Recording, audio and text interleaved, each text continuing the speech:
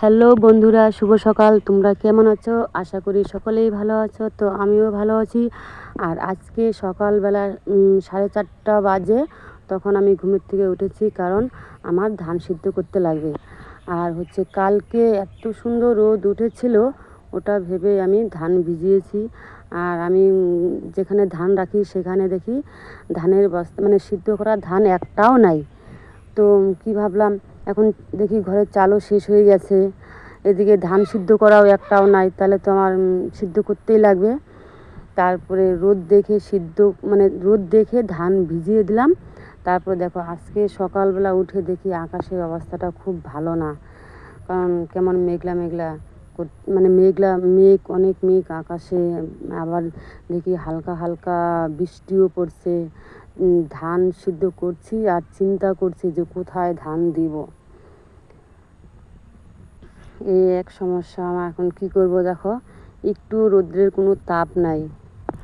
তাই ভাবলাম এই ধান নিয়ে আমার যেতে হবে আমাদের বাড়ির পাশে যে রাস্তা, বিশাল বড় একটা ব্রিজ আছে, তো সেখানেই আমার ধান দিতে হবে। এদিকে দেখো, ভাবছি সকালে রান্না করব না, কারণ সকালে রান্না করব না, কালকে যে রান্না করেছিলাম সেই ভাতগুলোই আছে, যে ধান সিদ্ধ হয়ে গেলে তারপরে আলু ভাজা করে নিব, তারপরে আবার রান্না করতে হবে।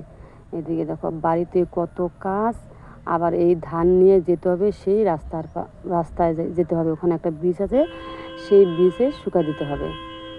দেখো ভাত আছে, তো ভাবছি আলু ভাজা করে নিব।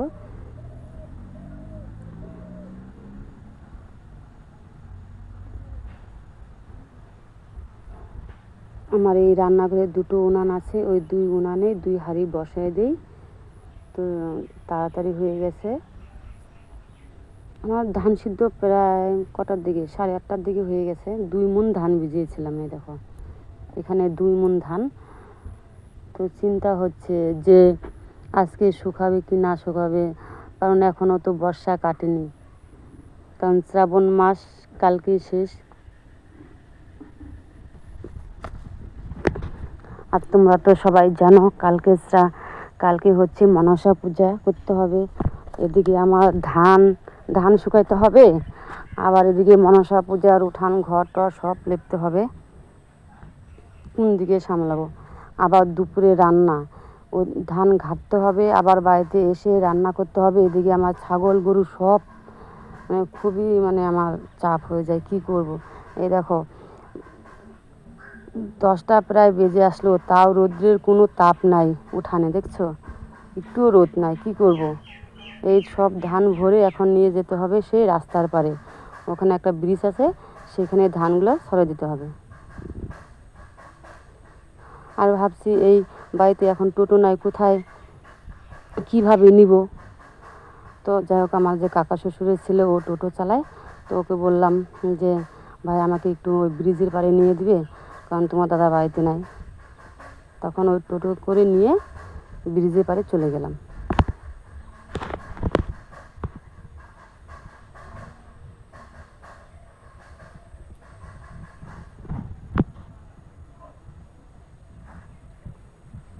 চিন্তা হচ্ছে রোদ উঠবে কি না উঠবে। এদিকে আমার চালও শেষের দিকে, আর ধান তো 2 দিনে সিদ্ধ করলেই ভালো হয়।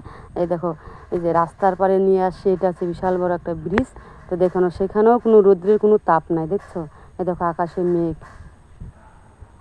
2 প্লাস্টিকে দিয়েছি ধান।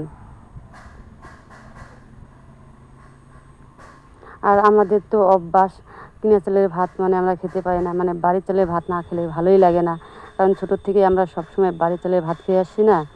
আর ওই কিনা চালের টাটকা ভাত খেলে কেমন যেন লাগে, ভালো লাগে না। অভ্যাস হয়ে গেছে বাড়ির চালের ভাত খেতে খেতে। একটু কষ্ট হোক, কী করবো? হয়তো এখন রৌদ্র ওঠে না, হয়তো 12টা 1টার দিকে রোদ উঠবে। দেখছো, ব্রিজে একটুও রৌদ্রের কোনো তাপ নাই। তাও এখানে বাড়ির থেকে এখানে অনেকটা ঝরঝরা হয়ে যাবে, কারণ হাওয়া ছাড়বে।